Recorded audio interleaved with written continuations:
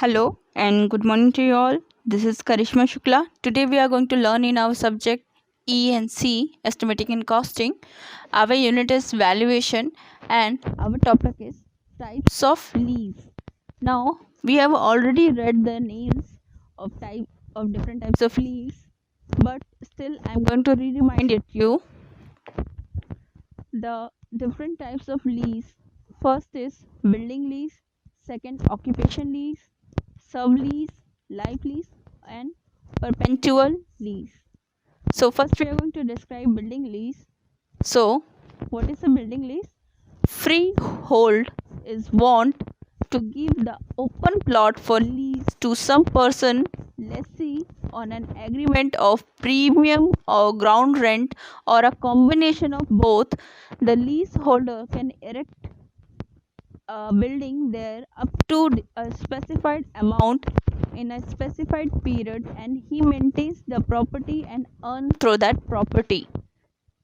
सबसे पहले free hold, जिस बिल्डिंग पे उसका खुद का ओनर हो, जो इस बिल्डिंग का, वो क्या कर सकता है, किसी को भी अपना फ्लैट या आपका जो भी प्रॉपर्टी है वो लीज पे या ऑन एग्रीमेंट जिस पे वो कुछ भी कर सकता है. जैसे ग्राउंड रेंट फॉर एग्जांपल, अपने हिसाब से उसने एक रेंट एग्रीमेंट बना लिया या फिर उसने क्या किया, एक फिक्स पीरियड ऑफ टाइम के लिए उसका कोई एग्रीमेंट बना दिया या दोनों का कॉम्बिनेशन मिक्स करके बना दिया. इस केस में इस लीज को अपन क्या बोलेंगे, बिल्डिंग लीज. एंड इसके अलावा इसमें क्या रहता है कि जैसे एक स्पेसिफाइड अमाउंट और एक स्पेसिफाइड टाइम पीरियड तक वो प्रॉपर्टी वो वी होल्ड तो करता है, इसके अलावा उस प्रॉपर्टी के थ्रू वो मेंटेन भी कर सकता है और जो सामने वाला पर्सन है, जिस पर्सन को आपने लीज पर अपनी प्रॉपर्टी बिल्डिंग दे दी है, वो उससे अर्न भी कर सकता है. सो इट डजेंट मैटर कि अगर आपने उसको किराए पे दे दिया है तो वो किसी और को अपने साथ किराए पे नहीं रख सकता. इस केस में ये चीज़ नहीं है. इस केस में उसके पास पूरा कॉपीराइट रहता है कि वो कुछ भी कर सकता है. These types of leases are generally grant for a long period of 50, 99, 999 years. At the termination of the lease, the lessor becomes the full owner of the land. मतलब ये लीज जो है, बिल्डिंग लीज, ये बहुत long duration के लिए होती है. मतलब आप ये मान लीजिए 60 साल 70 साल ऐसे नहीं, बल्कि ये कई सारे ईयर्स तक के लिए आप लीज पे बिल्डिंग दे सकते हैं इस वाली बिल्डिंग लीज में. और इसमें एक चीज़ है कि अगर आपने लीज को बीच में टर्मिनेट कर दिया, मतलब आपने बोला कि मैं इस लीज को नहीं मानता या आपने कुछ लीज को तोड़ दिया, तो उस केस में क्या होगा, जो आपका टेंटेंट होगा, मतलब जो आपका लेसी होगा जिसको आपने किराए पे दिया है, वो बंदा उसका फुल ओनर बन सकता है on some terms and conditions, अगर आपने लीज बनाते वक्त ध्यान नहीं दिया तो. Now second is our occupation lease. Occupation lease, it is generally defined as tenancy agreement, usually for a term of less than 30 years. The occupation of the property is obtained in consideration of a rent payment, which is subjected to a regular reviews, usually at 3 or 5 or 7 years.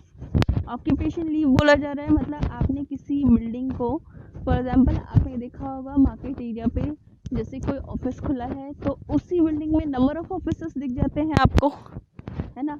एक building पे अलग अलग floors पे अलग अलग offices होना possible है. सो इस केस में क्या होता है इस वाले लीज में, कि आपने क्या किया, किसी को, आपको पता है सामने वाला कोचिंग या फिर ऑफिस या फिर कोई अदर चीज़ खोल रहा है जिससे वो अपना ऑक्यूपेशन कमाएगा. तो इस केस में आप क्या करते हो, एक लीज बना देते हो जो 30 ईयर्स की, उससे कम का भी हो सकता है. और इस केस में उस लीज के बिहाफ पे आपको वो रेंट जो है, आप या तो फिर रेगुलरली, जैसे होता है कि अगर उसकी दुकान चलती है या फिर इन केस आपका वो इस एरिया पे बहुत अच्छा डेवलपमेंट होता है, सो आप इसको 3, 5 या 7 ईयर्स में आगे बढ़ाना या चेंज करना, कुछ भी आप जो चाहें वो इसकी रेंट पेमेंट में आप चेंज कर सकते हैं. अप एंड डाउन्स मतलब आते हैं इस केस में. थर्ड है अपना सब लीज. अ सब lease is the renting of a property by a tenant to a third party for a portion of the tenant's tenant's existing lease contract. Even if tenants sublease a property, the original owner is still liable for the obligation stated in the lease agreement, such as the payment of the rent each month. A lease contract between property owner and a tenant that transfers the owner's right to the exclusive possession and use of the real estate property for a period of time. अब सब lease में basically क्या है कि आपने किसी को किराए पे दे दिया अपना कमरा या अपना घर, और उसने क्या किया, एक और टेनेंट को आपके साथ रख लिया और उससे भी वो क्या कर रहा है, किराया ले रहा है, या जो भी आप उसने रेंट अपने हिसाब से फिक्स कर रखा है। सो ये कौन सा लीज होगा, सब लीज। इस केस में क्या होता है कि ओनर जो है उसके पास स्टिल अभी भी फुल राइट्स हैं। सो वो क्या कर सकता है, ऑब्जेक्शन उठा सकता है, एज वेल एज जो भी आप रेंट थर्ड पार्टी से पे ले रहे हैं वो रेंट वो भी मतलब उसका ओनर का भी उसमें फुल राइट होता है। और इसके अलावा अगर लीज आपको दे भी रहा है टेनेंट को, तो ओनर के राइट्स जो होते हैं वो अलग लिखे जाते हैं, तो उस केस में आप उनमें कोई चेंजेस नहीं ला सकते। और इसके अलावा फिक्स पीरियड ऑफ टाइम तक के लिए आप टेनेंट हैं, तो उस केस में आप सिर्फ और सिर्फ प्रॉपर्टी ओन नहीं, सिर्फ उसका यूज़ करते हैं। अगर आपने उसमें कोई थर्ड टेनेंट रखा है तो उस केस में ओनर ऑब्जेक्शंस उठा सकता है। नेक्स्ट है अपना life lease. A life lease is a form of prepaid rental housing. The owner of the life lease purchase the right to occupy a unit and use the common facilities for as long as the lease remains in place. The length of the lease term could be for a life or a fixed number of years. A life lease is a legal agreement that usually lies somewhere between renting and owning a residential premises. अब life lease जैसे आप कोई property को rent पे उठाया और आपने क्या बोला कि जब तक मैं यहाँ चाहता हूँ तब तक मैं यहाँ रहना चाहता हूँ। सो इस केस में आपकी जो प्रॉपर्टी पे जो राइट्स हैं वो एज अ ओनर तो नहीं हुए, बट आपको उस प्रॉपर्टी से ओनर निकाल नहीं सकता। मतलब जब आप चाहें तभी आप उस प्रॉपर्टी को चेंज करेंगे, या जब आपका इच्छा हो तभी आप उस प्रॉपर्टी को छोड़ेंगे, या फिर अगर आपने नंबर ऑफ़ ईयर्स फिक्स करे हैं जैसे 10 साल, 15 साल, 20 साल, तो उतने साल तक आपको कोई इस प्रॉपर्टी से मूव ऑन नहीं कर सकता या मूव आउट नहीं कर सकता।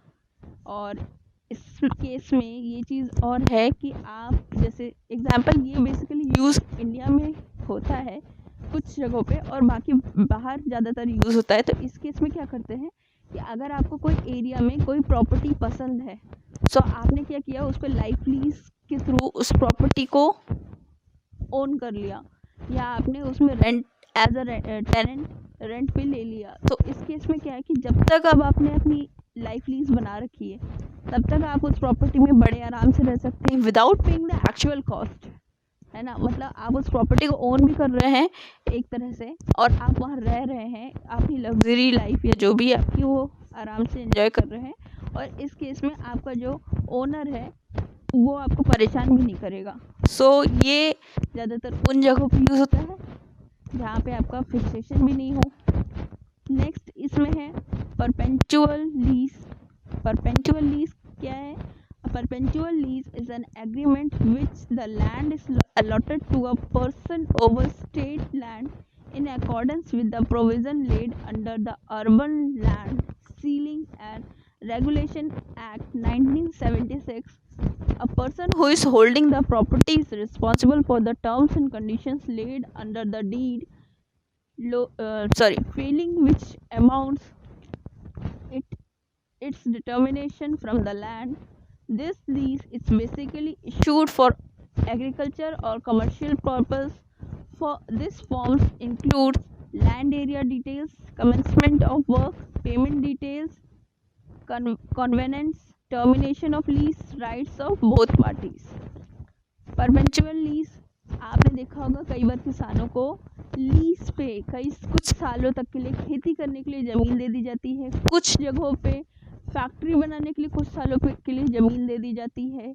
तो ये जो ज़मीन है ये बेसिकली कौन इशू करता है? स्टेट गवर्नमेंट, है ना, या फिर आपको गवर्नमेंट एक्ट के अंदर आकर के लेना पड़ता है। वो एक्ट कौन सा है? Urban land ceiling and regulation act 1976। ये एक्ट के तहत आपको ज़मीन मिलती है। इस ज़मीन को आप जिस भी पर्पज़ पे यूज़ कर रहे हो इसके लिए भी आपको एज अ रेंट पे करना पड़ेगा, जो भी आपका फिक्स किया हो। और इसके अलावा आप जो भी चीज़ें हैं, जैसे उस ज़मीन की डिटेल्स, आपको क्या काम करना है, पेमेंट कितनी होगी, कितना मतलब आप उसमें लोग रहेंगे या जो भी है। टर्मिनेशन ऑफ लीज़ के अगर बीच में लीज़ को टर्मिनेट करना पड़ा या ख़त्म करना पड़ा तो उस केस में क्या होना चाहिए।